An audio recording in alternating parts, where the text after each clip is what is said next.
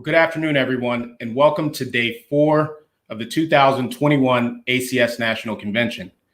My name is Rashad Green, and I'm the current president of the ACS Tampa Lawyer Chapter. And I'm delighted to be here with you today, and it is my privilege to present the 2021 American Constitution Society's Progressive Champion Award, which recognizes extraordinary efforts to ensure that the law is a force to improve the lives of all people, to protect the Constitution, and to develop the next generation of leaders. In recognition of its important work securing voting rights for returning citizens, this year's recipient is the Florida Rights Restoration Coalition. My grandfather, the Honorable Joseph Woodrow Hatchett, the only African American to win a statewide election in Florida besides President Obama, often preached of the importance of active participation in democracy. In 1976, speaking on the issue, he said, quote, "We don't need any more sit-ins. We need work-ins and we need vote-ins. And there needs to be more said about patriotism and democracy, because I think that democracy works to the extent that people work in it."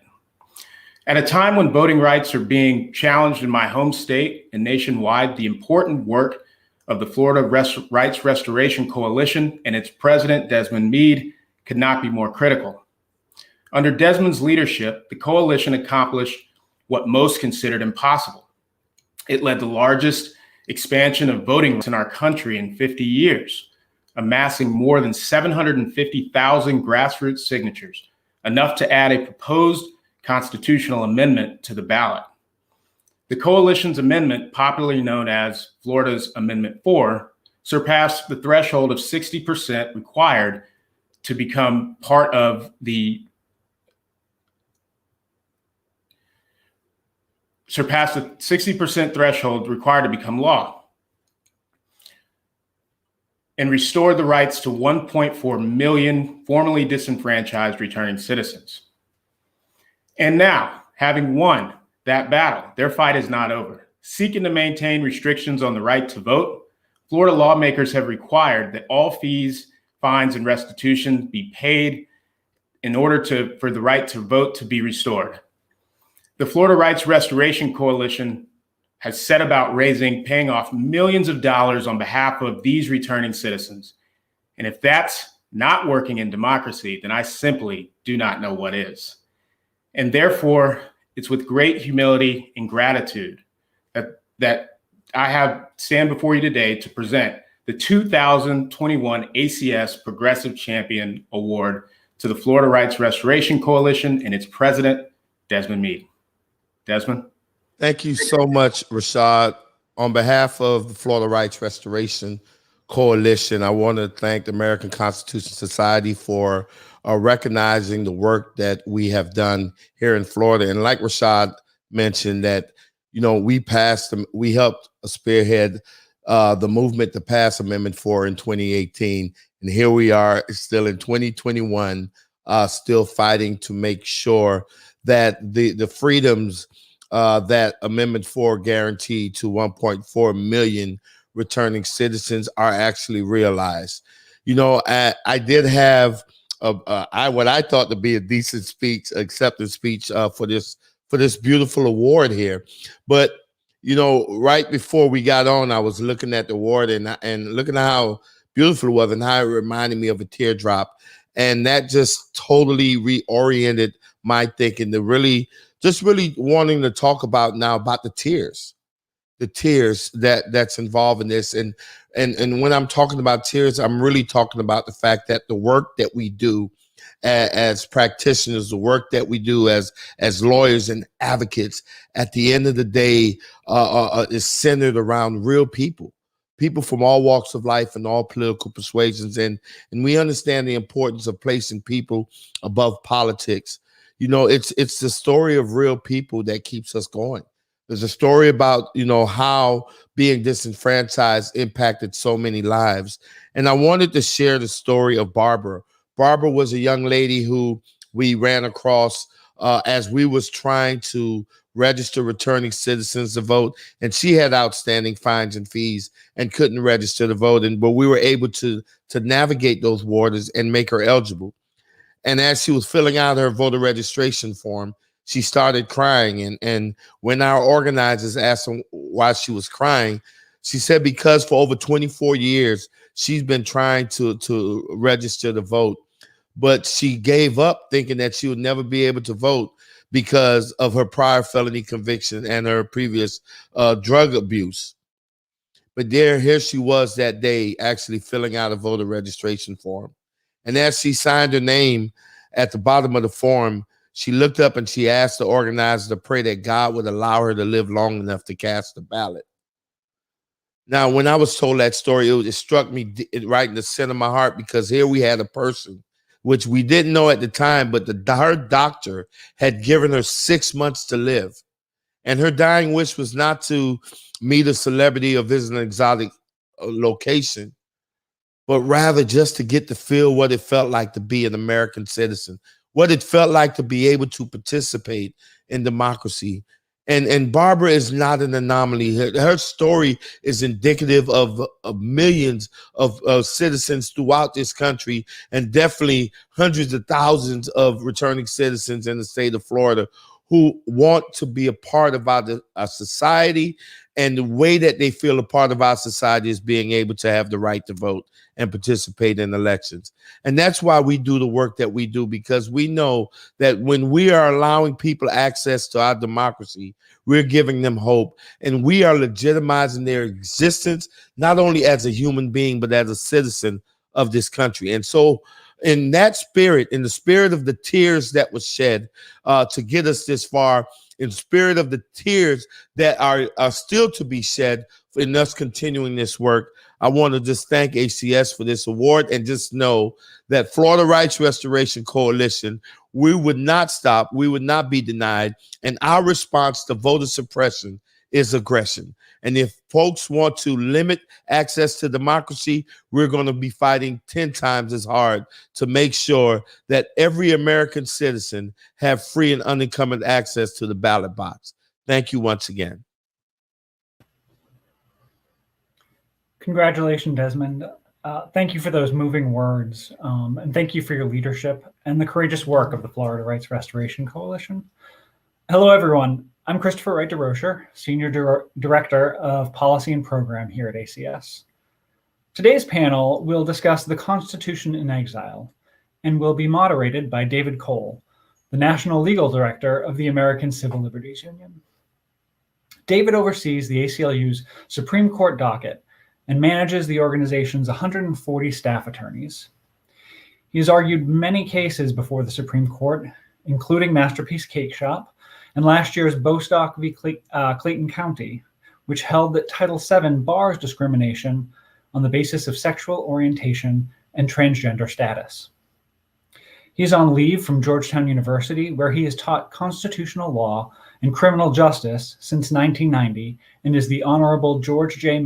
Mitchell Professor in Law and Public Policy. Welcome, David. I'll turn it over to you to introduce the panel. Thanks so much, Chris. Great to be here with everybody and with this esteemed panel. I'm going to introduce the panel briefly and then have a few introductory remarks, and we'll go right into the conversation, and it will be a conversation. So we have a remarkable group here ready to discuss the Constitution in exile and how we might get it out of exile, and from a variety of perspectives. So first we have Katie Iyer, who is a professor of law at Rutgers Law School, an expert on anti-discrimination law, LGBT rights, author of a very important and influential article on statutory construction and LGBT rights, which predicted really where the Supreme Court would come out in the Bostock case last term that extended Title VII to discrimination on the basis of sexual orientation and transgender status. Jamal Green, is a professor at Columbia Law School, focusing on constitutional law and comparative constitutional law. He is just out is his book, How Rights Went Wrong, Why Our Obsession with Rights is Tearing America Apart. And so I hope we'll hear a little bit about that thesis today. Cindy Suhu, who is a professor at CUNY Law School, where she also runs the Human Rights and Gender Justice Law Clinic, and who is particularly has expertise in the area of reproductive freedom. And finally, Franita Tolson, who's a professor at USC Law School and the vice dean there, an expert on election law and civil rights, and the host with Ned Foley of the election-themed podcast Free and Fair with Franita and Foley. So a little heavy on the law professors here today, but we'll do our best. Let me first say that for those of you who are interested in getting CLE credit, we will post a link in the chat box at the end of this session that will take you to a Google form that you must complete in order to obtain credit. You will be required to provide 2 codes in order to fill out that form correctly. I'm going to provide the first code at the midpoint of this panel and the second code at the end of this panel. You will need to provide both codes to obtain credit.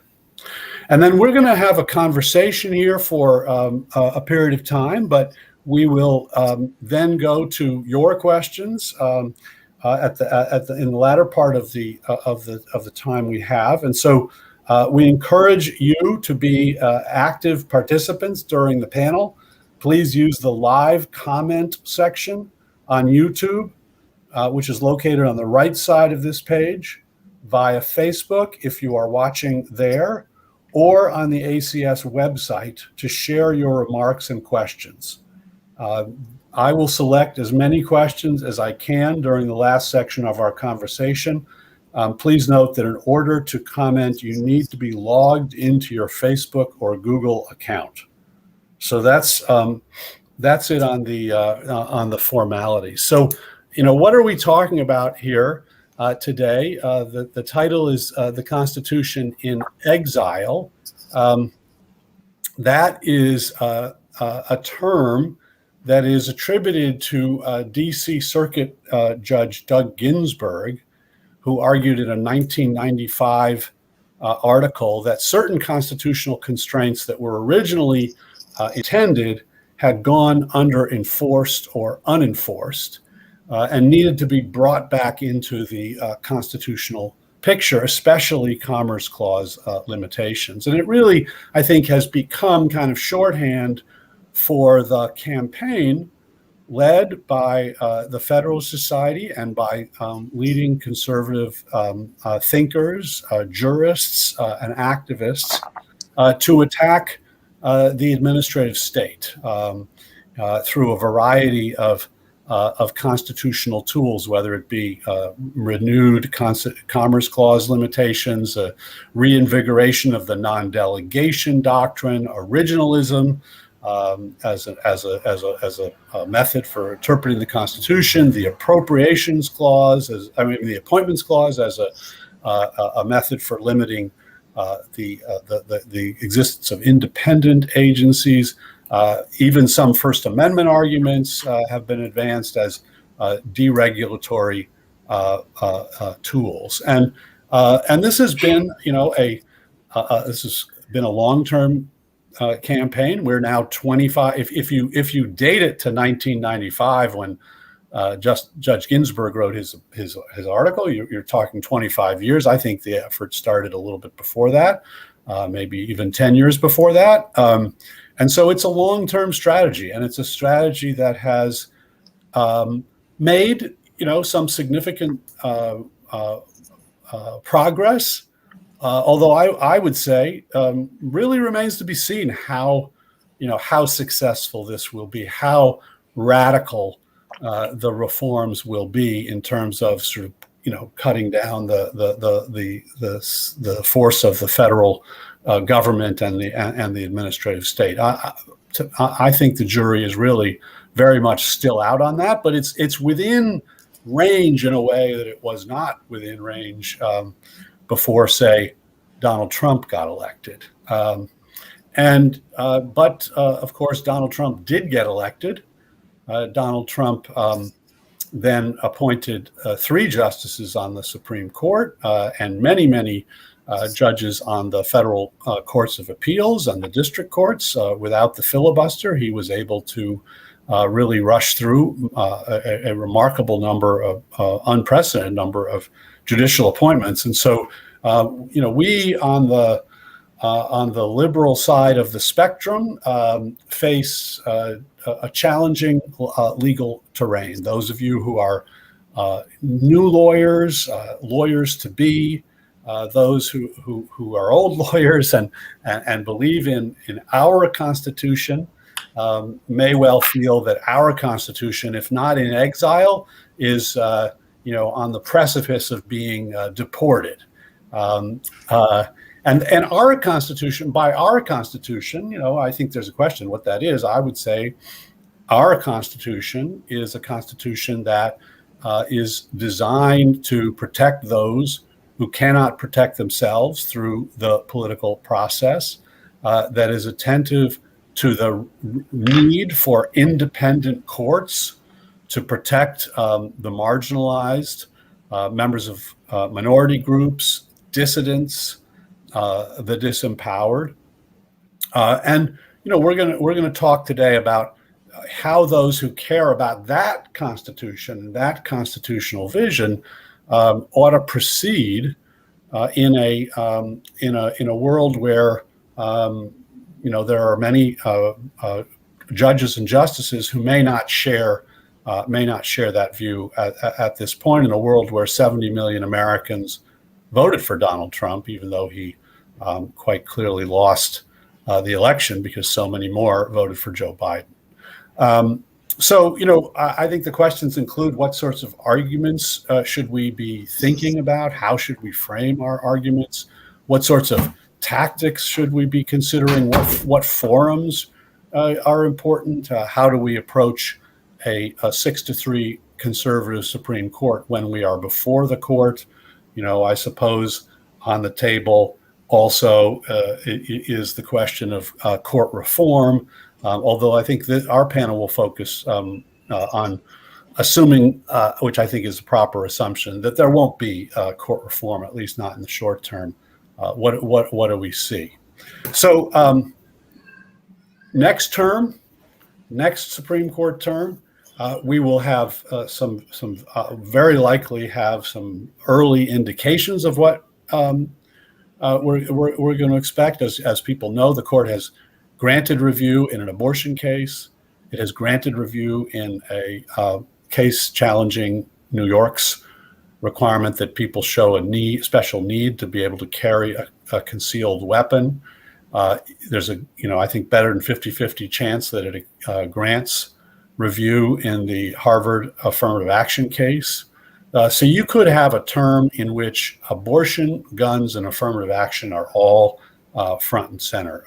So that will be a big term. So I want to start us off by talking about abortion. The court granted review in Dobbs versus Jackson Women's Health Organization, a Mississippi case involving a ban essentially on any abortions after 15 weeks, absent risk to the health or life of the mother. The question presented is whether all pre-viability prohibitions on elective abortions are unconstitutional.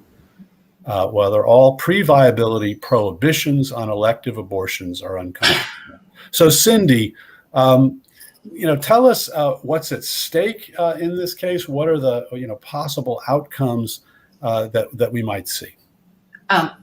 Thanks, David, and thanks for inviting me to be part of this conversation. After avoiding abortion cases for a long time, the Supreme Court is set to hear its third major abortion case in 5 years. And I think this really shows the instability that's been created by the politicization of Supreme Court nominees, especially around overturning Roe versus Wade. Since Roe versus Wade, almost 50 years ago, it has been settled law that pre-viability, that the state cannot ban abortions pre-viability, and that women and pregnant people have the right to choose, the ultimate right to choose whether or not to end up the pregnancy. In 1992, in Planned Parenthood versus Casey, the Supreme Court gave the state a little bit more room to regulate the provision of abortion, the why and how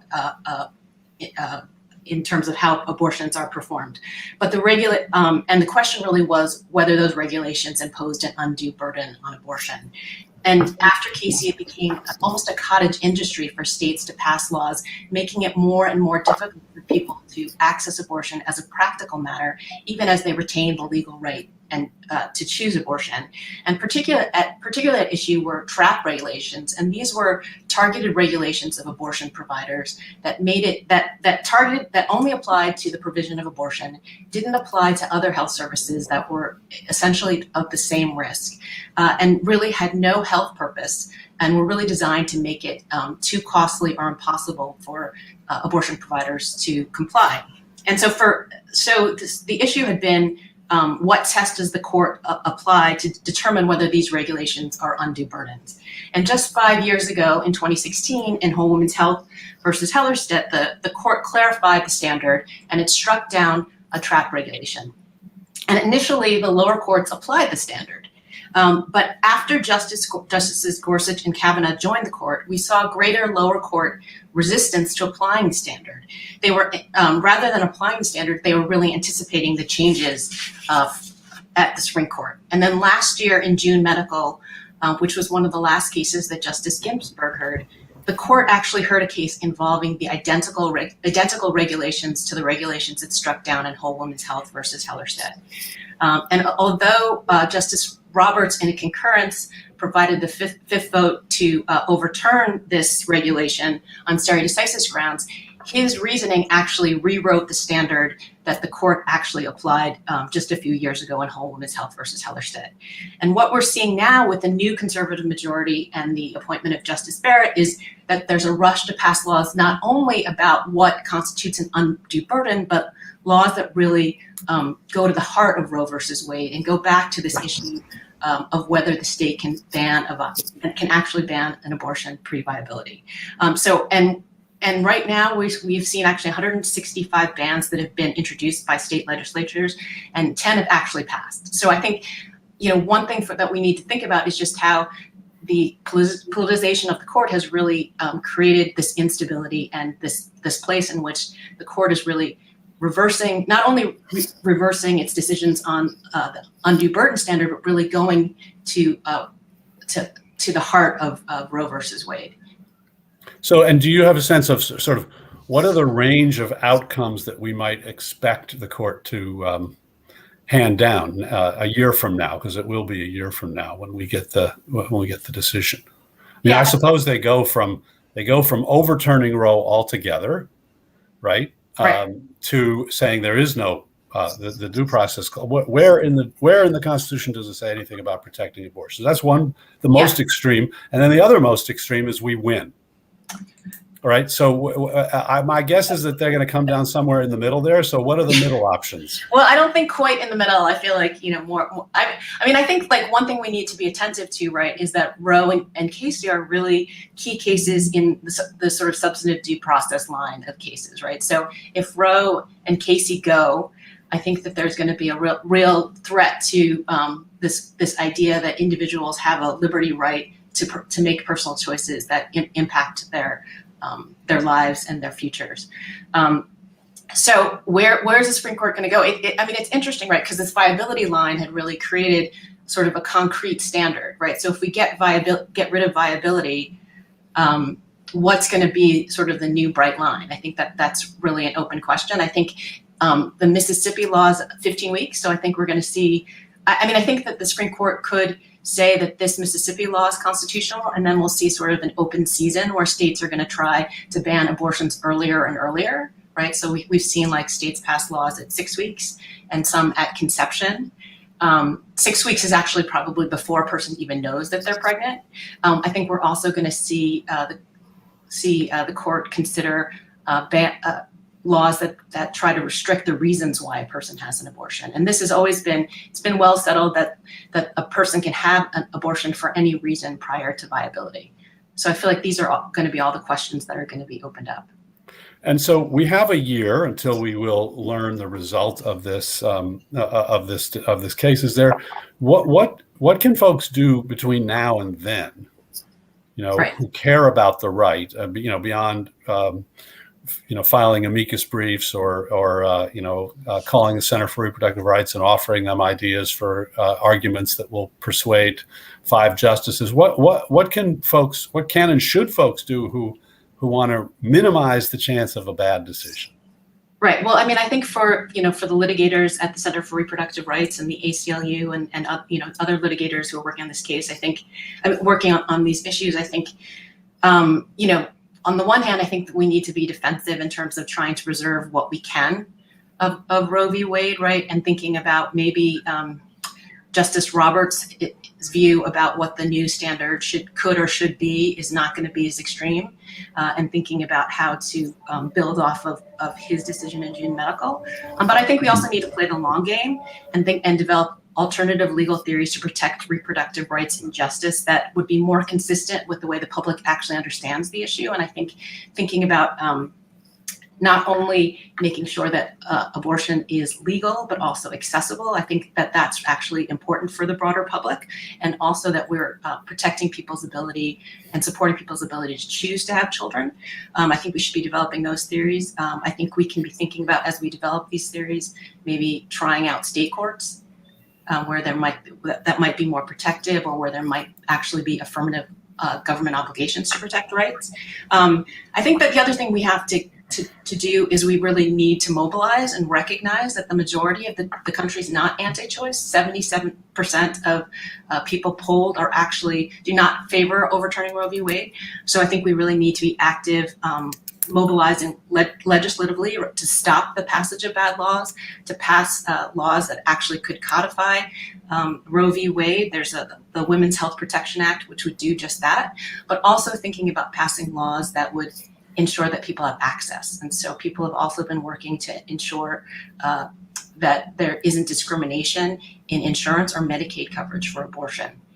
So I think these are the kinds of things we should be thinking about. And how much does the availability of medication abortion change the dynamic in terms of the reality of women's access to abortion, whatever the court decides? Yeah, I think medication abortion is going to be is a game changer, right? And to the extent that we're looking at a potentially post-Roe world where, maybe more than half of the states are going to try to ban abortion or restrict it to very early in pregnancy, I think expanding access to medication abortion and telemedicine is going to make a big deal in terms of people's access. I think we should be thinking about providing funds to abortion funds, which are set up in states where it's already difficult for people to have access to abortion, to ensure that people can actually get the financial assistance that they might need to travel. One thing I think we also need to be aware of is, once medical and clinical abortion become illegal, more people are going to self-manage their abortions, right? People are actually able to get pills in order to cause a medication abortion over the internet, and we need to ensure that people can, and this can be safe as long as people have access to reliable methods and information. So we need to make sure that people who are using self-managed abortion can do it in a safe way. And then the other thing that I think that's going to happen is that these people are at great risk of being prosecuted. So, we're sort of not in the wire hanger days, but we're in a world where, with overcriminalization, that people who self-manage their abortions may be prosecuted. And actually, if when How actually has launched a new fund actually to support the representation of people who might be criminally prosecuted for abortion. So I think those are the other things that we need to be thinking about as lawyers, making sure that when people self-manage, which they will, that there will be defense for them if they're criminally prosecuted. So thanks. So Jamal, I think you may have wanted to come in here on how the self-managed care reality affects the arguments. Yeah, I wanted to, and everything Cindy said was I thought was exactly right. And I just wanted to just emphasize this point about choice and choices and the reality and the predictable reality that self-management is going to happen.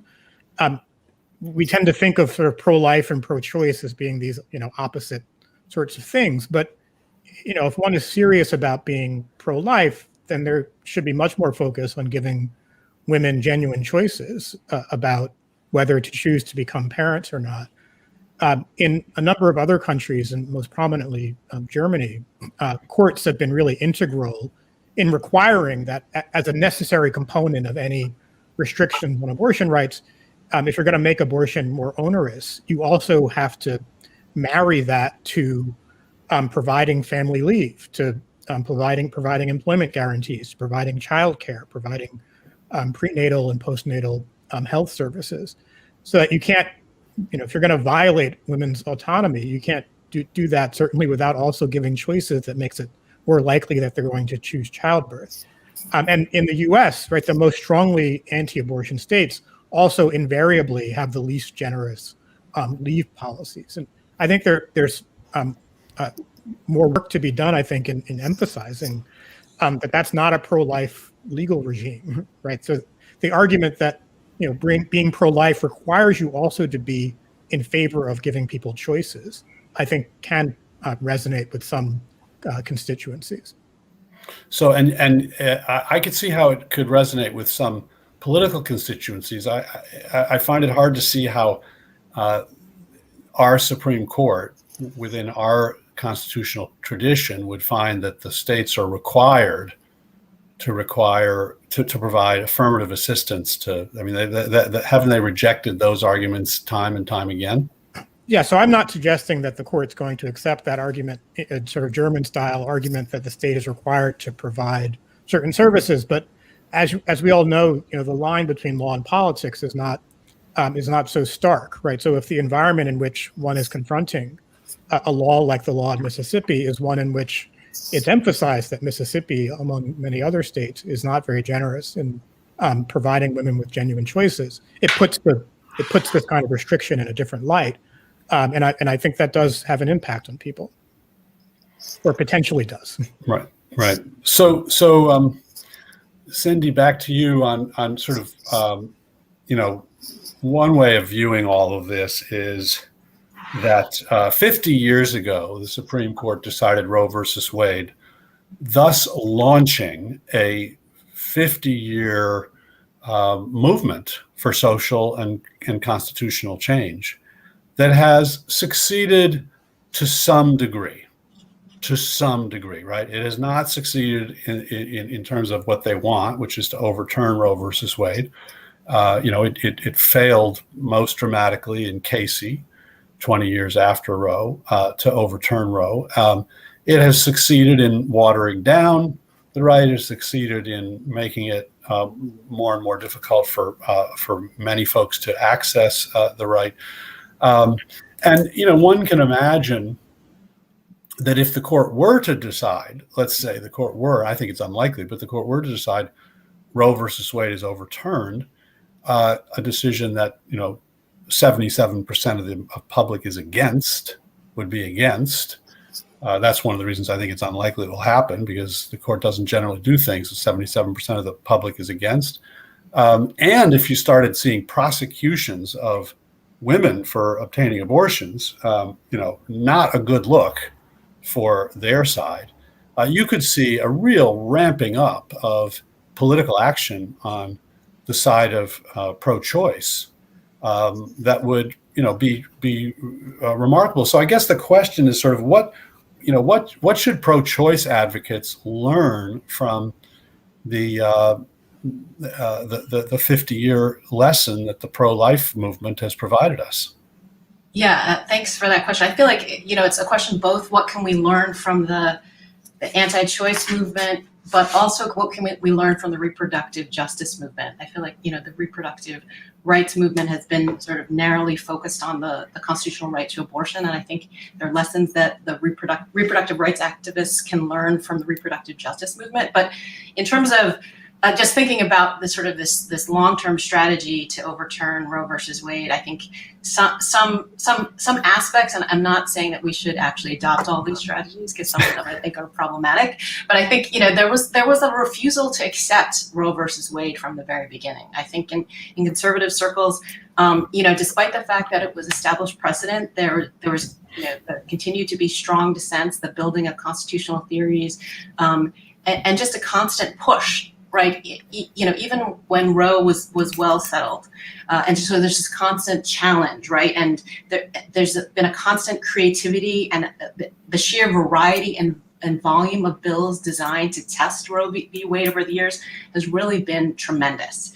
And there's actually, and the creativity, relates to the trap laws, and also there's a new Texas law that we can talk about later, which I think has legal academics and litigators really scratching their heads about how we can actually challenge it.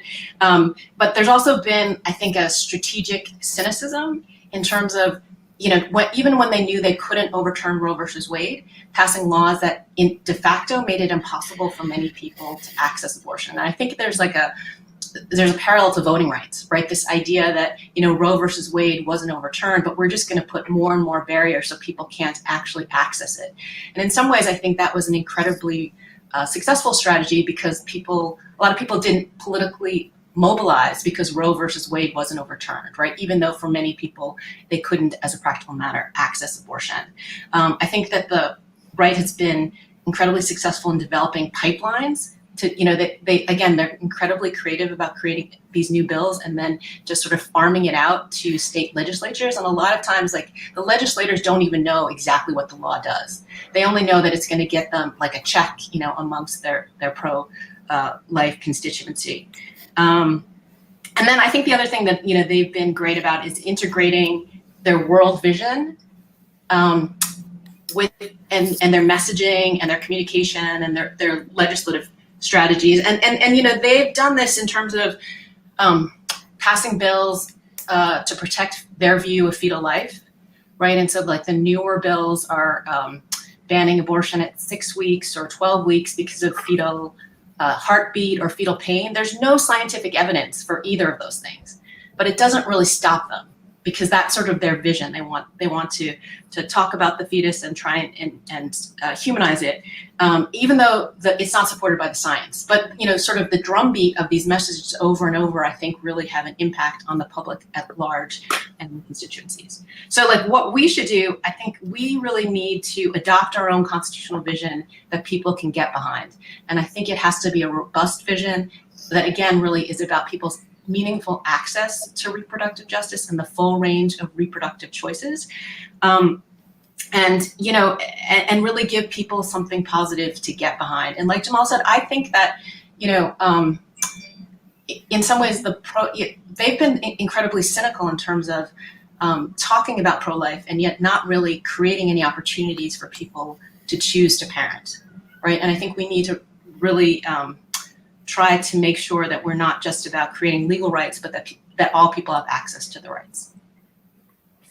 Thanks. Yeah, I think Roe and its the response to it just underscores the point that in some ways the Supreme Court is, we talk about it as having the final word. It never actually has the final word unless people let it have the final word. And so, civil rights folks did not let the court have the final word on Plessy versus Ferguson, and the pro-life folks have not let the Supreme Court have the final word on Roe versus Wade. The LGBT movement did not allow the Supreme Court to have the final word on its early anti-LGBT decisions. Ruth Bader Ginsburg and the women's rights movement did not allow the Supreme Court to have the final word when it said that Equal Protection Clause doesn't,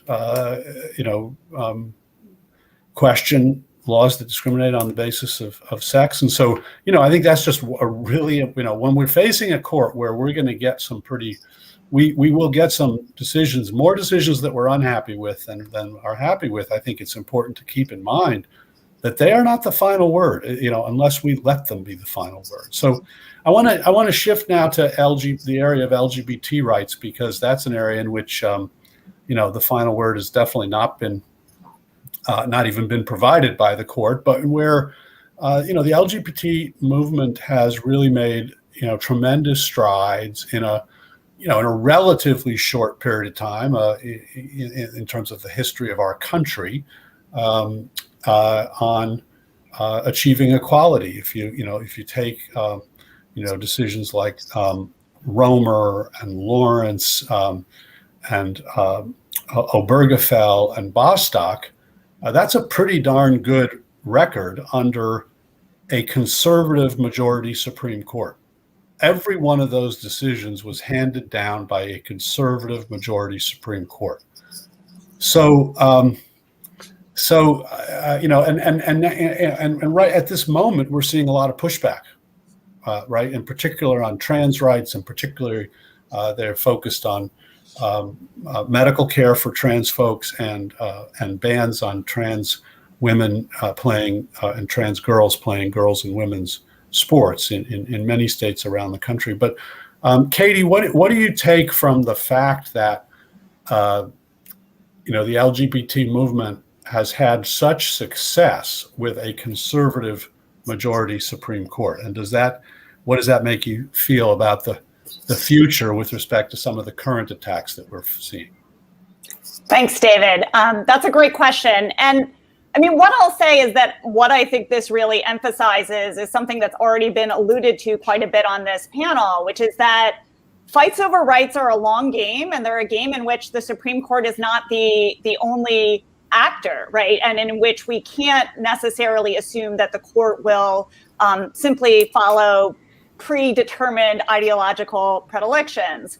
And that's because, of course, we have, as you surely know, social movements who are doing this work, right, out in the world at all sorts of levels. And if you think about some of the major victories we have, you think about cases like Obergefell or cases like Bostock, they may seem to some people like the Supreme Court just sort of stepped in and saved the day on this issue. But of course, there were decades and decades of work that preceded that, a lot of it done by folks like the ACLU, Lambda, NCLR, others, to set the stage for that and to help sort of move along our public legal culture such that those decisions became possible. And that was work done in the lower federal courts. It was work done in the state courts. It was legislative. It was local legislation, right?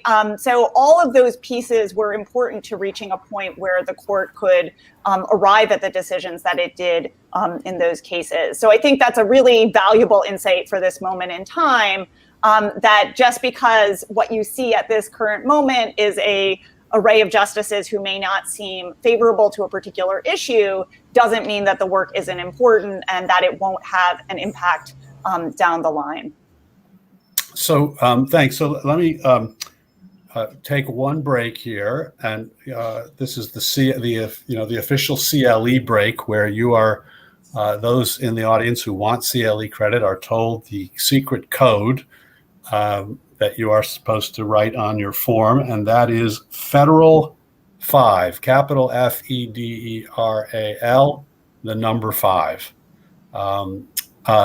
So back to the conversation here.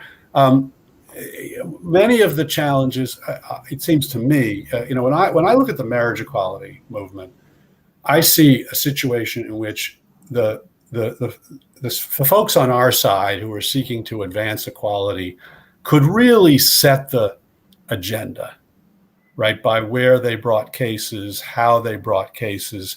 That there were gay and lesbian folks all in every state in the union who wanted to get married, and a lot of the work of the of lawyers in this field was discouraging folks from suing in states like Mississippi or Texas, where you're not going to, you have a very you have very hostile courts, and instead going to Vermont and going to Massachusetts and going to Connecticut and DC and California, right? And but that's not really where we are right now, right? The attacks are being, the agenda is being set by the other side, right? They're picking barring trans girls from girls' sports because they see that as the sympathetic issue for their side. So, talk to me about what we can do when they have the ability to set the agenda and we don't.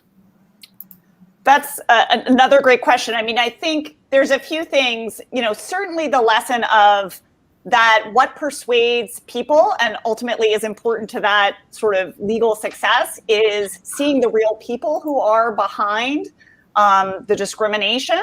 I think that, yes, strategic advocacy was really important in the marriage movement, but so was, millions of Americans getting to know folks who were, in committed same-sex relationships and coming to believe that it didn't actually make sense for those folks to not be allowed the right to marry. And that just sort of made all of the justifications that states had traditionally provided for, limiting marriage to, one man, one woman fall apart when you get to court. And that's just no longer sustainable. People didn't believe the myths about it's bad for children and this is going to be a disaster for society.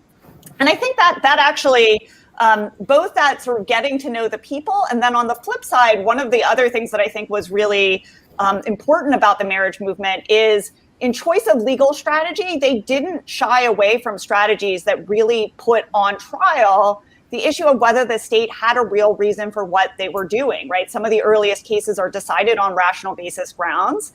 In first year con law classes, students are told all the time, don't bother with rational basis review. It's useless. You won't get anything out of it. But the reality is what you get out of it, if the court really listens and you have the record to substantiate it, is to really undercut the idea that there's a good reason for the discrimination at stake. And I think if you look at lots of the legislation that's being enacted right now with respect to transgender youth, right, that same type of work can be effective, right? In many cases, the legislative records of these laws really don't support the arguments that are being made in support of them. And in some cases, right, like as in the case of the healthcare bans, really cuts directly against it, the idea that this is somehow protecting kids. So I think that, again, it's a different terrain when you don't get to sort of pick and choose your state with the idea of, I remember that. I remember being in Pennsylvania being like, plaintiff, please don't bring that case, right? It's a different place to be when you're not choosing the terrain, but it is, I think there are still lessons about how to think about that strategically that we can have from the history of what advocates have done very well in this field. That's excellent. Chase Stangio, who was one of our LGBT lawyers, was recently arguing in the Ninth Circuit a challenge to the Idaho ban on trans girls in sports. And the argument one of the arguments that the state's pushed forward is that women's sports will fall apart, it'll no longer be fair if trans girls and trans women are permitted to play on girls and women's sports teams. And he said, that argument was advanced about tennis when Renee Richards sought to play. They said, this is going to be the end of women's tennis. And here we are, 50 years later, and women's tennis seems to be totally fine, right? So the facts on the ground sometimes can be very powerful refutations of what is ultimately just prejudice. But when your point about reasons and sort of attacking the reasons, I think raises really one of the most challenging areas, and that is the religious refusals context, in which the reason advanced is I have a deep-seated religious objection to celebrating a same-sex marriage. So I can't be compelled to make a cake for a same-sex couple, or I have a deep-seated. I believe in my religion. Abortion is murder, and so you cannot require me as a doctor to perform abortion services, or as a Catholic hospital to perform abortion services. So there, it's harder there, right? To just, the reason can't be rejected as completely unsubstantiated, right? It's not like, look, that women's tennis is all well and good, notwithstanding Renee Richards. What's the best strategy here? And I know there are a number of folks on the panel that want to weigh in on religious refusals, but how do we deal with this form of attack on LGBT rights? Yeah, I mean, the first thing I'll say is that, traditionally there has been some accommodation for religion in anti-discrimination law. And I think what folks within the LGBT rights movement have been pushing for is simply that accommodation be the same for anti-LGBT discrimination as it is for all other protected groups, for example, under Title VII. But the other thing I'll say, I mean, I do think there's both sort of a public relations fight going on here and a legal fight. And I will say that I think the progressive side is not doing well on the public relations side.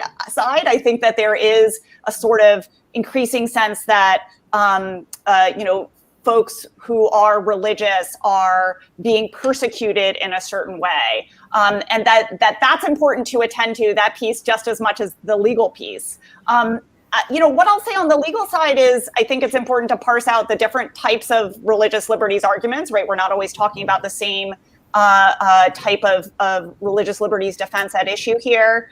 For RFRA, there's a key issue that remains open. So the Religious Freedom Restoration Act, which is how some of these arguments are made. There's a key open issue that's just in dispute in the lower courts about whether private plaintiff lawsuits can be defended with a RFRA argument. That's a key legal issue that could really limit the impact of RFRA on its ability to interfere with the application of anti-discrimination law at the federal level.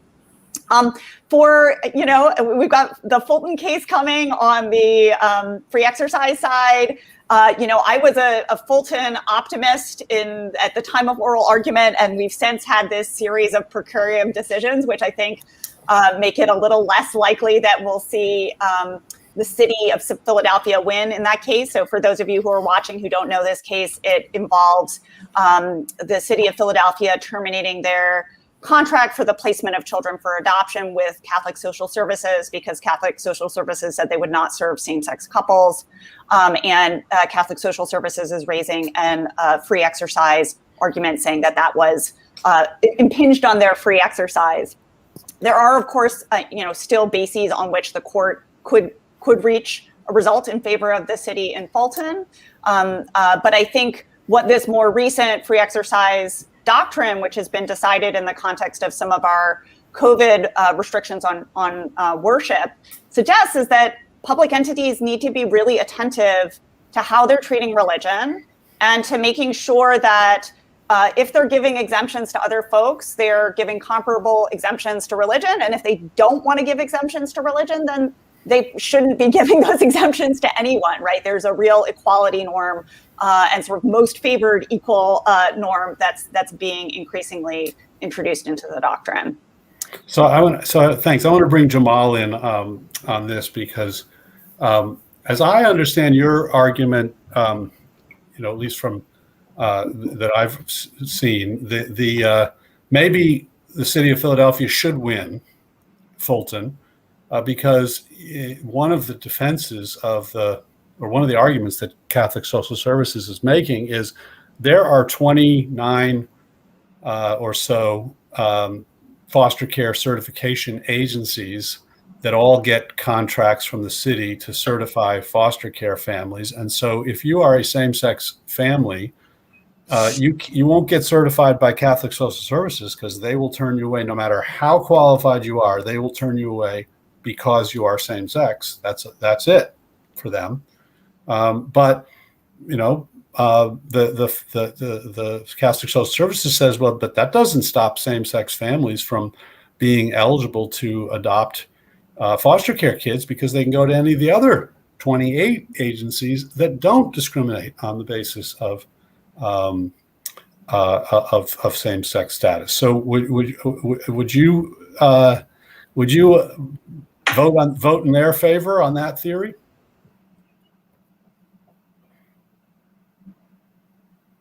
You're muted.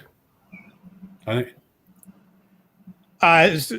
no, I don't. I mean, without getting too deep into the facts of Fulton, I don't think Catholic Social Services' position should prevail there. But I don't think it's irrelevant that there are other alternatives available to same-sex couples who wish to participate in the foster care system.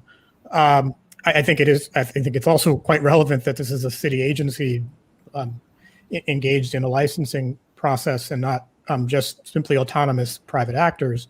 And I think that that's more relevant in the case. What I would just add, and I agree with everything that Katie said. What I would just add is, I think it's important to disaggregate religious accommodation from denial of service. There often are situations in which you can accommodate. There are ways of accommodating a religious actor or religious person without necessarily having it result in people having it be more difficult for them to get services. And I think Employment Division versus Smith, which says there's no constitutional right to an accommodation if it's a neutral law of general applicability, is not a progressive opinion and not one that we should necessarily embrace. And that now is really the time, at least in my view, now is the time to be shaping what it looks like for that decision to be overruled. That it need not necessarily look like race-style strict scrutiny.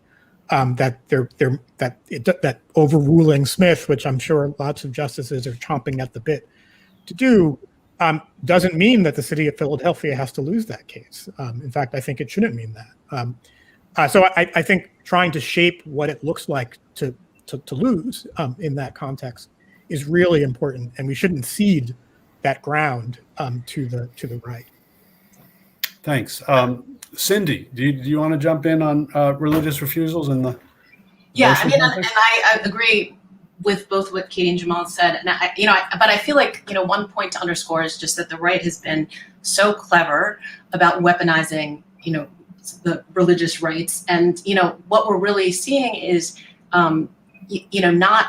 In my view, right, that it's no longer become about a person's right to exercise accommodation for a person's right to exercise their religious belief, and really an opportunity for individuals to take away people's ability to exercise their right to choose in the abortion context, right? And so, like in other countries, and Latin American countries where there's sort of strong Catholic faith, the way that this conscientious objection right is understood is that it's a right of the individual provider. And although the individual provider can choose not to provide abortion, health systems can't object, right? And that health systems have to ensure that there's actually someone available who can provide the service, because it really you should be able to exercise your religious beliefs, but you shouldn't be able to, in the exercise of your religious beliefs, prevent other people from having access to services that they have a constitutional or human rights right to have. And I think that and in the United States, I think we've stretched this idea of conscientious objection right. So like if you look at the contraceptive mandate, right, it's not about actually the person, which requires that employers provide coverage for contraception. It's not about whether a doctor is going to prescribe contraception. It's not about whether or not the employer is going to pay for the services. It's actually about whether the employer is going to buy insurance that will allow coverage for someone else to choose to get contraception. And it's so attenuated And yet we still, the Trump administration has argued, right, that they need to protect people's conscientious objection rights in such an attenuated circumstances that has real impact on people's ability to access contraception. And I think that really stretches this idea of conscientious refusal too far. Yeah, no, that's an excellent point. I mean, the whole Hobby Lobby, and contraception debates sort of, it's suggested that, there are ways you can accommodate a religious objection. The scheme in Hobby Lobby accommodated a religious objection, but assured that female employees would still get contraceptive care paid for by the insurance agents. And that was an accommodation, though, that the entity didn't have to provide it. The insurance company provided, but they weren't. That wasn't enough, right? Right. They said it was too much for them to have to object. Yeah, to even file the. And so when you get to that point, you're really not asking about accommodation, which is what I think all three of you are talking about. Is that there may be situations in which accommodation can occur, but instead you are talking about refusal. Really, it's a claim of refusals. I mean, I'd love to hear people's take on the sort of analogy to race. Many of we litigated the Masterpiece case, cake shop case, and we were a counsel in Fulton, and if you imagine the same argument being made about race, it seems completely unimaginable that the court would say Masterpiece Cake Shop has a constitutional right to refuse to sell a cake to a couple of mixed race who were getting married because he had a religious objection to mixed race marriages. And similarly, in Fulton, the law in Fulton, the city law that Catholic Social Services objects to, prohibits discrimination on the basis of race, gender, sexual orientation, et cetera, et cetera, et cetera. So suppose Catholic Social Services said, we just won't certify any Black families. Does anybody think that the court would, even take that case, right? Either Masterpiece or Fulton, both of which were cases where the lower courts ruled against the person seeking the exemption. So I often think, if you think about it in the context of race, it just shows how unacceptable the argument ought to be in the context of discrimination on the basis of sexual orientation. But other people think, this is a bad argument, or this is an argument that's just going to piss off the court. So love to hear people's thoughts on the race analogy, the race, sexual orientation, discrimination analogy, and whether it's, helpful, hurtful, why not? I'll say something brief about this, which is I think it's often not helpful. I think it depends on how it's used. So in the way in which I think it can be used more artfully and less artfully, right? So in the context of Fulton, as you just said, David, talking about refusing Black couples or talking about interracial weddings in Masterpiece Cake Shop is a more precise analogy than it's often the way in which it's often used, which is to say, this is just the same thing as Ollie's Barbecue, or just someone who just refuses to serve a certain customer at all, which is, I think, a different situation, even if it's also, they can both be bad and one can be worse. But I'll also say, I think just generally, and this is a bit of a sensitive point to make, but I do think it's important to recognize the broader factual context of Jim Crow as being exceptional, right? There is within the liberal tradition a protection for a certain degree of dissent, right? So someone who is dissenting from the laws of their state because they claim a bona fide religious objection is differently situated than someone who's participating in a state-supported system of terrorism against a group of people. And we appropriately, I think, view those situations differently. And an individual person who has a bona fide objection to racial to race, to participating in an interracial marriage, I would certainly condemn that person. But that's unusual today, because social and political mores have changed over time. And I think that the solution to that kind of problem is to make it sufficiently unusual that it's stigmatized. But I do think it's important to recognize that there are interests on the side of a conscientious objector, to even if we think that their views are repulsive, and that we view it differently if it's the whole system versus just an individual.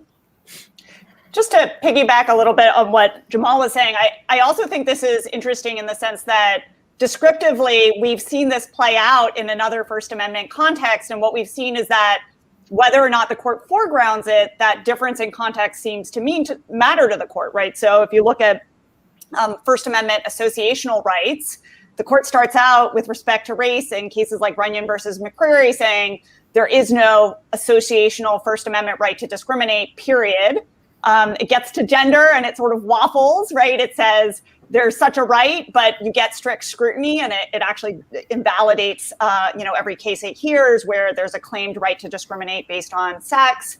And then we get to the cases like Hurley and the Boy Scouts case, where the court takes that same set of rights and it's drifted far enough to then allow the discrimination, right? When we're talking in the Boy Scouts case about New Jersey state law, it says, yes, you can have this exemption where the subject is sexual orientation. So whether or not the court should view those things differently, I think we do have some historical evidence that it does view them differently and that it can matter to how it adjudicates First Amendment rights.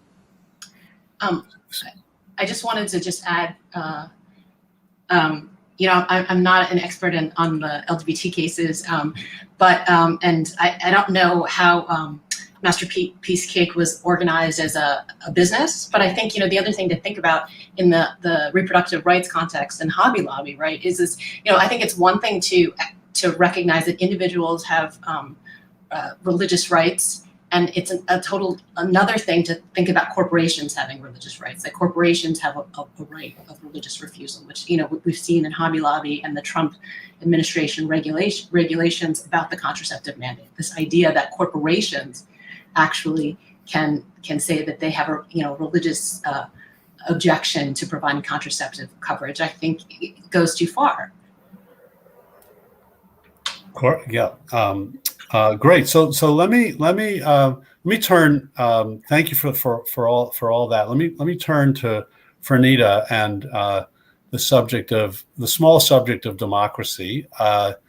As part of our Constitution in Exile, we are seeing, in response to the really opening up of voting opportunities in response to COVID, and the loss by the Republicans, a real effort to shut that back down and to make it harder for people to vote and to restrict mail-in ballots and drop boxes and voting hours and the like. Those are being challenged in the courts, but those are very hard to challenge in the courts, right? Very hard to challenge in the courts, and may get a lot harder if the court reads Section 2 of the Voting Rights Act in a restrictive way in the Bronovich case, which it has before it, which is interpreting Section 2, essentially the disparate impact provision of the Voting Rights Act. So, what's the recipe for progressives on this front, Fernita? First, let me say thank you so much, David. Very happy to be a part of this conversation. So when it comes to the courts, I think it's right that the Constitution is in exile. In my lifetime in particular, I don't think there's ever been a time where the courts have been pro-democracy, pro-voting, right? It's always voting rights groups and people who do this work being on the defensive and trying to defend the progress made in the 1960s in terms of the right to vote and protecting the right to vote. In the 1990s, you saw the rise of the Shaw claim, where anytime the state legislature draws a district and race predominates, then strict scrutiny applies. And this is independent of any concerns about vote dilution or vote denial or negative effects. You see an attack on statutes that have disparate impact provisions. In 2015, there was a 5-4 decision where the court barely upheld a provision of the Fair Housing Act, which had a disparate impact provision. So, given that the alignment of the court has changed since 2015 to be a 6-3 conservative majority, the Section 2 case that's before the court this term could be bad, right? And I think in particular, I find it really, really sad that if the court says that, some changes are just too small to be cognizable under Section 2 of the Voting Rights Act, that's a win, right? Because it prevents the court from having to invalidate Section 2 as being broader than Congress's power to enforce Section 5 of the 14th Amendment or Section 2 of the 15th Amendment. So even a bad decision could still be a win for progressives, provided that Section 2 survives to fight another day. So we're in a bad situation, but there is a path forward, I believe. When we talk about the Constitution in exile, far too often we think about the courts and we don't talk about Congress, or we don't talk about the states. Congress in particular has an opportunity to be forward thinking on the subject of voting rights. It just really depends on whether or not they can get their stuff together, right? Because HR 1 is still a possibility, which is a pretty comprehensive change to our system of elections, right? It has provisions that would enfranchise those with felony convictions for purposes of voting in federal elections. It expands registration opportunities, including requiring automatic voter registration. It changes the campaign finance rules. It establishes independent commissions to draw congressional districts. So, a really, really comprehensive bill that could have the effect of mitigating some of the efforts that we currently see in states to try to undermine voting rights. And I just want to point out something that's been overlooked in this entire discussion. HR 1 is modeled after successful practices that we've seen in the states, right? People are trying to paint it as this power grab, but in essence, it's really federalism at its finest, right? Because what Congress has done is looked at what states have done in this space and put it in a federal bill to address some of the shortcomings that we currently see in our system. And I really think HR 1 coupled with HR 4, which would give us a new coverage formula for the Voting Rights Act, could go a long way in protecting the right to vote. Because in the wake of the 2020 election, you really do see these state legislatures trying to pass voting bills, that are tailored to negatively impact minority communities. Georgia in particular passed a law where they are restricting absentee ballots while expanding opportunities for in-person early voting, in part because of voting patterns in the 2020 elections. Minority communities disproportionately use absentee voting, and white voters disproportionately use early in-person voting. And the bill reflects that in terms of what it reduces and what it expands. And so in some ways, there needs to be some federal movement on this front in order to counteract these efforts we're seeing at the state level. But Congress does have to get its stuff together. If Congress doesn't, there's still the states, right? We still have the ability to go state by state and try to impact some of these efforts.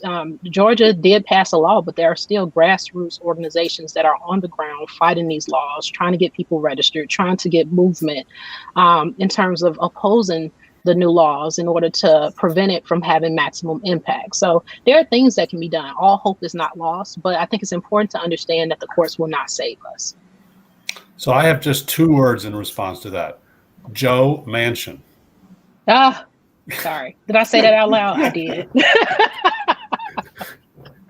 So, it feels like on the one hand, it can't be a long-term winning strategy for a party to say, we're going to, we see the country is changing. And so rather than changing ourselves to reflect that change, we're just going to make it harder for people to vote. That in a democracy, that can't be a long-term winning strategy. But when you look at the demographic trends in this country, and you realize, as has been predicted, that in 20 years, right? Many of the people on this call will still be, I don't think I still will be, but many of the people on this call will still be practicing law 20 years from now. And the Senate is going to be 70% of the population is going to be represented by 30% of the senators. And 30% of the population, those who live in the rural states, are going to be represented by 70% of the Senate. And of course, the Senate is critical to legislation like H.R. 1, and it's also critical to judges. So, you know, where's the path forward given that reality? So that's hard, right? Because the Senate is what it is, right? But it does raise the question of putting pressure on the Senate to be responsive to the whole of American democracy, right? So one way you can do that is having overwhelming majorities in the House that are supportive of voting rights, electing a president who then has a Department of Justice that's very proactive on voting rights, because the Senate, frankly, is hard to fix, right?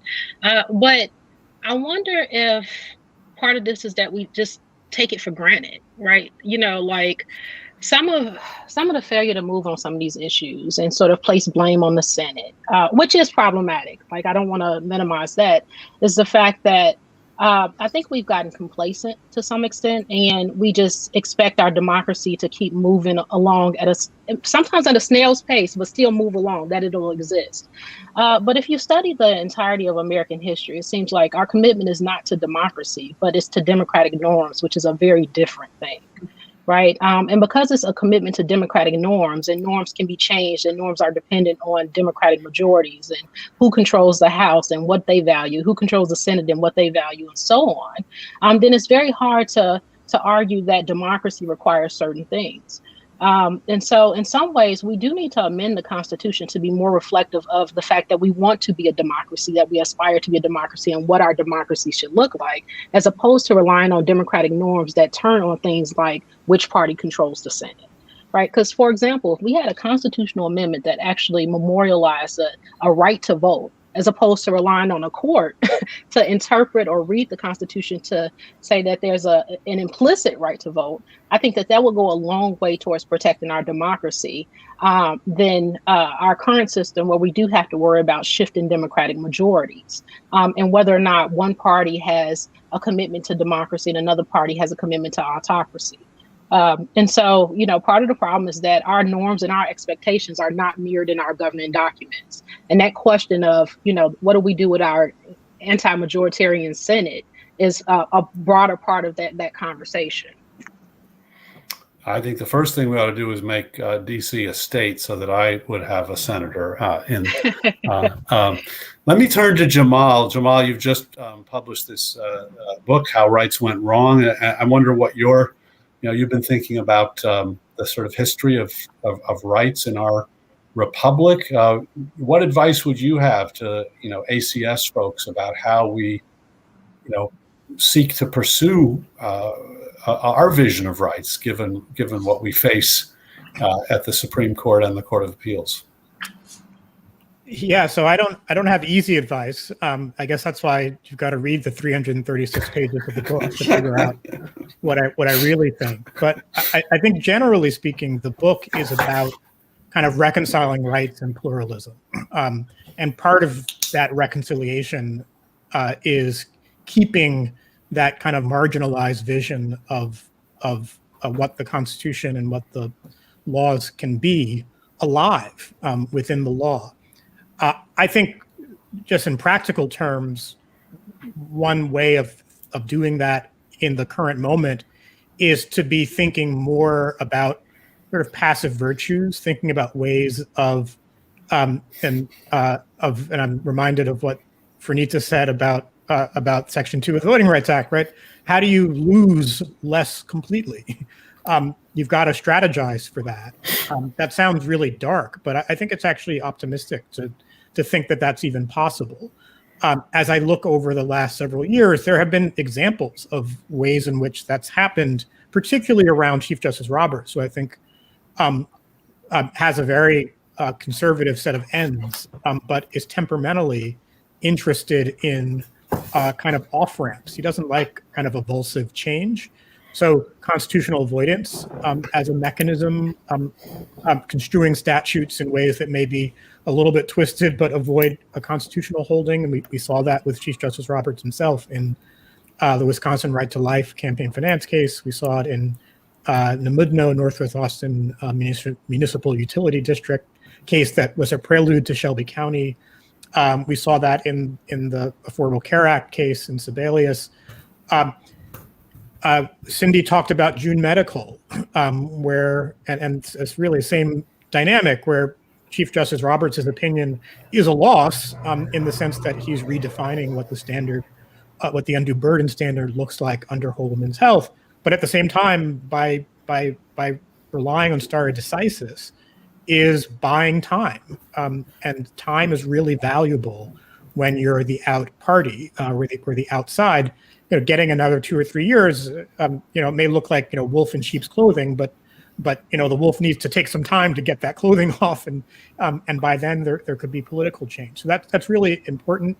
I think in addition to that, sort of thinking about ways in which you can transform facial challenges into as-applied challenges. I think about Citizens United, and before the re-argument of that case, Chief Justice Roberts, again, at least this is through Jeff Toobin's book, right, suggested that he wanted that to be a much more narrow decision, thinking about compromised positions as the refusal of service cases. Maybe there are ways of requiring providers to provide suitable replacements, for example. Emphasizing remedial discretion. And I think about this in the New York guns case.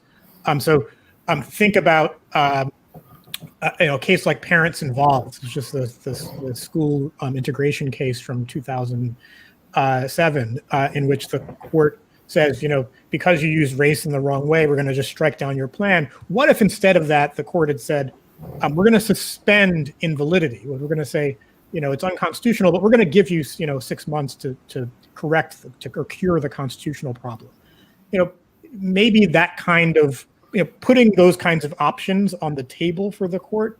The New York guns case, that might mean, if you think this is unconstitutional, give us a chance to cure it. Don't just strike down the law.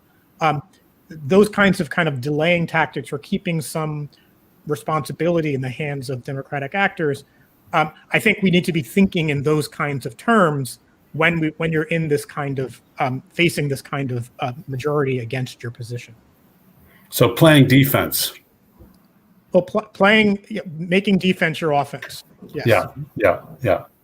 That may well be right. I mean, a friend of mine is an environmental lawyer, and he often argued that in the Supreme Court, the game is about how is thinking through how you can lose in the least catastrophic way, and that's the inside game of how you're framing things before the Supreme Court. But that, of course, doesn't mean that you're constrained to that in the political realm outside, right, where you can still be advancing visions of constitutionalism that are going to be persuasive to people, that are going to appeal to people. And if at the end of the day you're able to succeed in convincing enough people that they're persuasive, you're more likely to both limit the losses in the court and change the politics so that you might be able to win some things in the court. So we have it's time to turn to questions from the audience. So I have many here that I'm supposed to somehow try to go through. But let me ask this one, which is about reproductive rights. And I guess the question is, what are we, if the court were to really free up states to make it difficult enough to get abortion in that state, that for all practical purposes you can't get abortion in that state, what are likely to be the avenues for other states to sort of step in and fill the void? Is that something that can be done with, much more easily with telemedicine? Is that something that the states will seek to preclude? Any thoughts on how telemedicine, the sort of pro-choice states helping out those who happen to live in anti-choice states? Cindy? Yeah, well, I mean, I think that let me make the question a little bit broader, right? So if the sort of Supreme Court gets rid of the stopgap and allows states to start banning or greatly restricting abortion, I think what we're going to see is people will try to travel to the other blue states where abortion is still legal, right? But there are tremendous obstacles for people to travel, and it's really going to be a right that that's more available to people who have means, right? And I feel like this is one thing about the anti-abortion strategy of the Republican and the right, is that I think in one way they've been successful because it actually doesn't, the restrictions they've created thus far haven't really impacted wealthy middle-class people in the same way that it impacts other people. I think telemedicine creates an opportunity to make abortion available in states where it wouldn't be otherwise, in a way that wouldn't require travel. I haven't really thought about I would assume that states would ban the practice of medicine through telemedicine from someone from outside of the state trying to practice medicine in their state through telemedicine. So I'm assuming that they would try to make that illegal. And I think again what we're going to see is just self-managed care, right? That people are going to get abortion medication through the internet on their own, and we're going to see more people being criminalized. Yeah, it strikes me that Europe is an example of this, where in Ireland for a long time there were very serious restrictions on abortion, but in England you could get abortion, and Ireland tried to prohibit clinics in Ireland from even telling women about their ability to get abortions in England, and ultimately the European Court of Human Rights held that was an unconstitutional infringement on free expression, etc. So there may be limits to what the red states can do in the era of telemedicine. Yeah, and it's interesting, the Human Rights Committee that interprets the International Covenant on Civil and Political Rights talked about this issue of people having to travel for abortions, and actually looked at it on non-discrimination grounds, not just based on gender, but based on resources, right? That it's sort of discrimination against poor people to force them to have to travel to get an abortion. Right. So Fernita, I have a question about, isn't it true that a majority of Republicans are in favor of HR 1? And what do we make of the positions of Republicans in the Senate, given if that's true? So yeah, I think that HR 1 is broadly popular. But in terms of the Republicans in the Senate, I think they're thinking about their reelection prospects, and the Republicans in the House as well. And that trumps any preferences that their constituencies have about what becomes law. And really it's a negative reflection of our system. The fact that so much legislation is dictated by the preferences of those in power as opposed to the preferences of the people. And this is also the downside of not having a court that effectively polices democracy or our political system anymore, because the court is no longer serving as a check against those the naked political sort of aspirations of those already in power. So, and in fact, I want to invite you to revisit the Rucho decision from a couple of years ago. We're really going to feel the impact of that in this next round of redistricting, because the court essentially held that partisan gerrymandering claims are no longer justiciable. And so effectively, that means that not only can those in power ignore the preferences of their constituencies, they can now draw districts in ways that insulate them from being able to be held to account for how they vote on particular pieces of legislation. And so, our system really is in a situation where there isn't really an effective check on just naked partisan preferences. So are we forced to give up on democracy or to sort of reduce ourselves to this sort of partisan divide in which it doesn't really matter what your principles are, it doesn't really matter what the arguments are, it just matters who it favors? Or is there a vision of democracy and what works and what doesn't and what's right and what's wrong, particularly with respect to access to the ballot, that we as progressives can sell to some of those 70 million who voted for Trump? Right. So, some of this goes back to Katie's earlier point about playing the long game. Because you have to remember, we started off as a country where property white men could vote, right? And look at us now. It did take 200 years, but ignore that, right? Just focus on the point that democracy as a concept has been evolving, because even then, the slave owners who pretty much ran our system of government at least gave a mouthpiece to the democratic notions, even if we were living in a system that clearly wasn't democratic, right? But it did give us something to aspire to. And I think part of our job, those of us who, do this work, is to hold this country up to that ideal of we the people. And it may take decades, it may extend beyond our lifetimes, but we have to understand that democracy is an ongoing process, that in reality, we'll never reach the ideal, right? There'll always be somebody somewhere who can't vote, who should be entitled to vote, right? There'll be somebody who should be entitled to participate who can't. And so in some ways, we have to continue the fight on behalf of those people, understanding that we may never get to 100%, but the job is to get as close as possible. So democracy really is an aspirational project in this country. And I think over the last 200 years, we have been working our way closer and closer to the aspiration. Even if it's unattainable, ultimately, our job is to continue to move towards it. So great. So I'd like to hear from each of you on sort of in some ways what I think is the ultimate question for so many folks who are attending the ACS convention, who are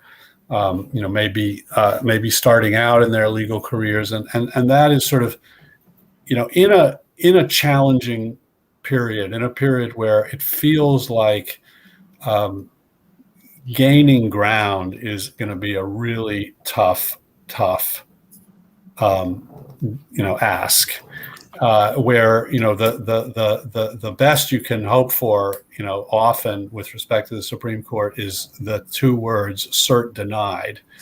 So how do you keep going? What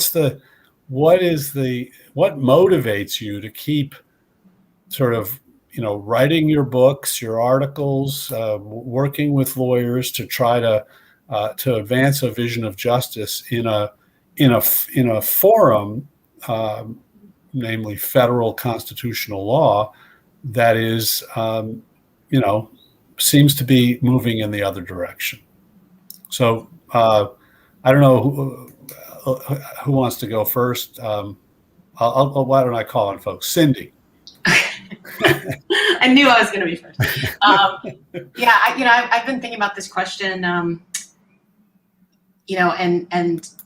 I guess there are reasons why I'm hopeful. I mean, in some ways, I think things are better in terms of the way people understand this issue of reproductive justice than when I started doing the work. I think there's been a tremendous amount of work to destigmatize abortion, right, in terms of just getting people to say the word abortion. But also there's been incredible organizing by reproductive justice activists, really, and this is from the time that we were in the wilderness, right, in terms of this chipping away and this the organization by reproductive justice activists to sort of say, it's not enough to have Roe, but people actually have to have real access, and we also need to be able to choose to have children and to parent the children that we have in a safe and healthy environment. So I feel like sort of that organizing has been tremendous. And also, I think the link of reproductive rights to other movements. I think, for a long time, people talking about abortion rights were sort of in a silo and not really working with people in other movements and thinking about the connection between reproductive justice and right to education, right to healthcare, right to immigration reform, like all of these things. I think there's more weaving together our movements, which is incredible. So, and I feel like we've actually seen, despite the bleakness of the court, we've actually seen real movement, right? We've actually seen the Women's Health Protection Act be reintroduced. We've seen actually the Biden administration drop the Hyde Amendment from the budget. The Hyde Amendment, which prohibits the federal government from funding abortion care, has been part of the federal budget since the 1970s. It was a no-starter even in the Obama administration, right? And so I actually think we are actually in a moment where our organization, hopefully, and the hard work of reproductive justice activists is really going to bring about some change. Great, Jamal. So as I've been sitting here listening in particular to a few things that Fernita has said, I've thought about that famous line that Mark Ruffalo gives in the Avengers movie as the Hulk, right? When he's asked, how are you able to make yourself angry? And he says, well, I'm always angry. And I've thought about that because in some sense, the progressive Constitution has always been in exile, right? It remains in a constant state of exile. I would encourage people to, as I do, to periodically read Robert Cover's famous Harvard Law Review foreword, Nomos and Narrative, and be reminded, right, that there always are multiple visions of the law and what the law can be. That's, I think, the idea behind Martin Luther King Jr.'s bad check, right? And the idea behind Frederick Douglass seeing an anti-slavery constitution, even in the 1850s. Courts exercise social control, right? But that's not the same thing as determining the content of the law. It's not the same thing as controlling legal meaning. And the law, as we want it to be, continues to live on. That's in some ways one of the lessons that the left can take from the right, which has not abandoned its vision of the law and did not do so even when it was not politically ascendant. That the law lives on in these kinds of conversations like the ones that we're having right now. It also lives on in, maybe much more importantly, in the work that all the people on this call and organizations like ACS do to build institutions in more congenial spaces than the courts, to try to win elections, to go to the other side of the law politics divide, to try to shape arguments that were once off the wall, like repealing the Hyde Amendment, and making them be on the wall arguments, so that once the political power actually does shift, then we're ready to go at that moment. Thanks, Fernita. Why do I continue to do this work is something I ask myself pretty regularly. And really the best answer I can come up with is that's what Black and brown people do in this country, because it's always been kind of this love-hate relationship, right? People, love Black culture, our music, the way we dress, but they hate Black people. And it's kind of been, an enduring tale. But I'm reminded of the fact that Black people in particular have thrived in this country despite all odds, right? It seems appropriate to reference the 100th anniversary of the Tulsa race riot, which was recently, and how a lot of people are discovering what happened 100 years ago in Tulsa, even though the story is pretty well known to minority communities. And in particular, the fact that Greenwood was destroyed by a white mob is important but also important is the fact that Greenwood existed and it thrived. And you had Black doctors and Black lawyers and Black movie theaters and Black entrepreneurs who were able to thrive in a system of segregation and racism and discrimination. And that in itself, to me, is an act of resistance, right? The ability to be successful when the deck is stacked against you is an act of resistance.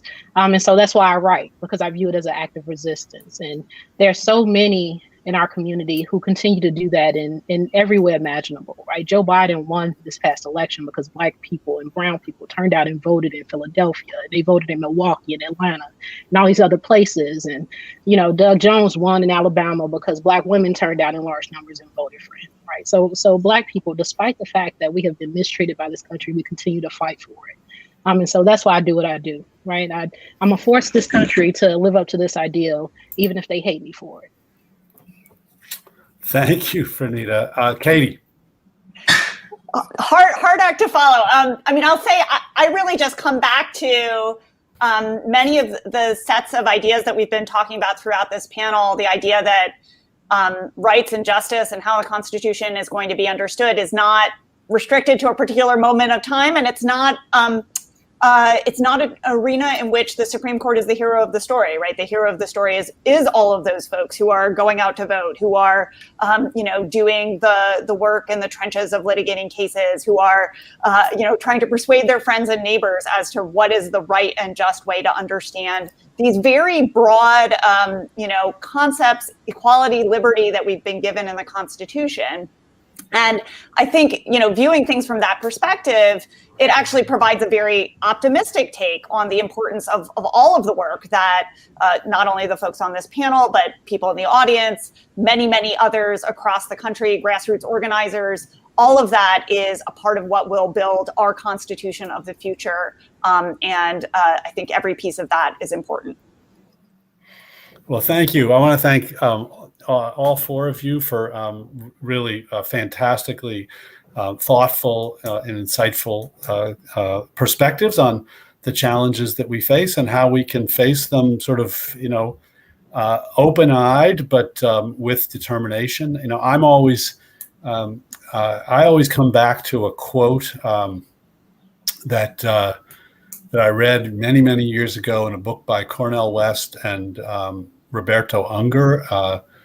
Book was called The Future of American Progressivism, and it was a very thin book. I guess the future of American progressivism was not very thick at that time, but it had this great notion. They say hope is more the consequence of action than its cause. As the experience of the spectator favors fatalism, so the action of the agent produces hope.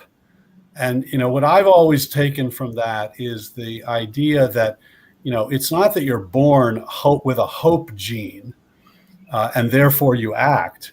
It's actually the other way around. If you act, you produce hope. And if you sit back and you spectate, you produce fatalism. So you have, two choices. You can spectate and watch the world go to hell in a handbasket, or you could take action and produce hope. And I take heart from the fact that, organizations like this, like ACS, like the ACLU, where I work, are filled with people who are committed to taking action and producing hope. And so thank you all. Let me say a couple of things at the end here. One is the all important second CLE credit code for those of you who are seeking such credit, and that is I thought I had it here. I think it's next capital N next 7, the number 7, and then and you have to put that on your form to show that you were here for the entire time, or at least you had the incredible ability to come in just when I gave you the codes.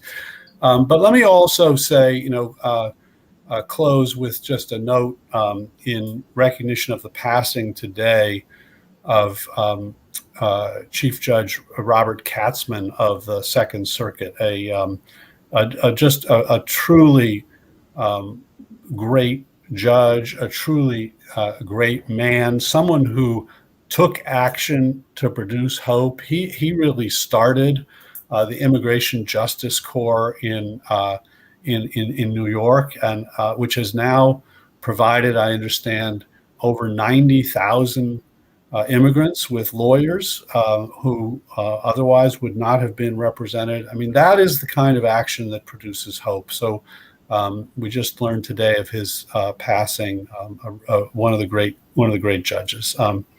So with that, I'll thank the panel, and I will turn matters back to Senator Russ Feingold. So much, David and panelists. This really was a wonderful panel. I have to say, Fernita, your final statement was just enormously powerful and moving, and I thank all of you for the sentiments expressed and the ideas expressed. Thank you for helping us to once again demonstrate why courts and judges matter. I listened carefully. You talked about the Senate, of course, the Congress, the states, and their relationship with those other institutions. But in your discussion of the courts, you've provided me a perfect opportunity to highlight ACS's Path to the Bench project, which we actually launched in 2018.